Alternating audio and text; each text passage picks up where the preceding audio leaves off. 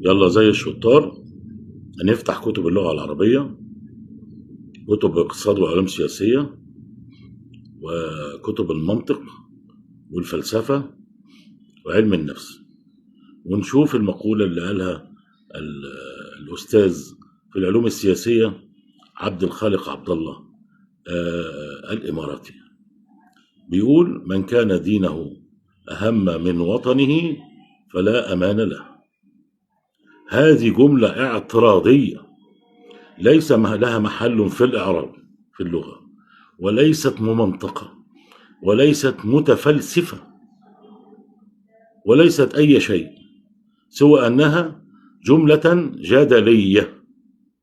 جدلية فقط، أراد أن يتحدث عنه الخلق إنه اسمه عبد الخالق. جملة ليس لها أي معنى، فلا هناك مواربة ولا مقاربة ولا مقارنة بين هذه وتلك، فهذا عز وهذا عز، والإنسان يكون عزيزا بالاثنين ولا فكاك بينهما، فحب الدين وحب الوطن، حب الوطن وحب الدين وعزة الله. ابعتها له.